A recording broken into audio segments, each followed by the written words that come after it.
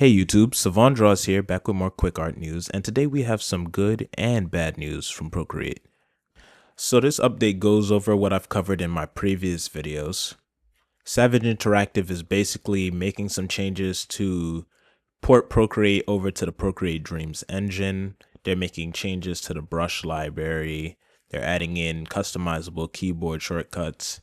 They're updating Procreate Dreams so it can work better. We'll finally get like a lasso tool and better frame control. All of this sounds really good, but unfortunately, all those updates have been delayed into next year. We were supposed to get the start of these updates with Procreate this month, and now it's been delayed. So I'll jump straight into it. Here's the CEO of Procreate, James Kuda, to explain more about what's going on.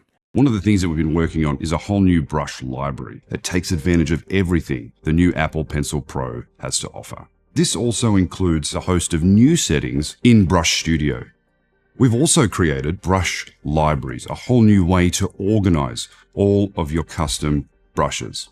Another new feature is brush search. So if you've got a whole collection of brushes with tons and tons of sets, now you can just search and find what you need in an instant. So they're working on those updates, but in addition, if you haven't seen my last video, they're also working on taking out layer limits, iCloud syncing, having your undo history saved in the document so you can close your document and then reopen it, and then you can still undo, and even being able to draw off of the canvas. Now, they say their updates for Procreate and Procreate Dreams got delayed because they're working on testing out iCloud file syncing, and they also want to fix the brush resolution problem in Procreate Dreams, where if you draw it at different zooms, your brush drawings can come out very blurry.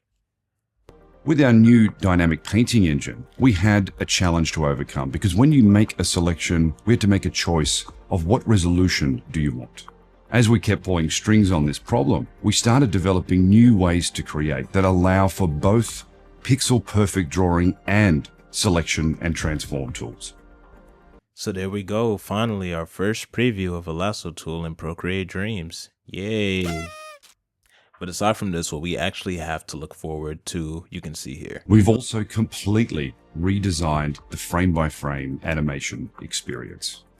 This is a major update for Procreate Dreams with tons of new features like keyboard shortcuts, timeline multi-drag and drop, GIF Export Studio, Advanced Export Studio, luminance masks, brush stabilization, and transparent video export. We've been going hard on these two new updates for the last 12 months, and we really can't wait for you to see what we've been working on.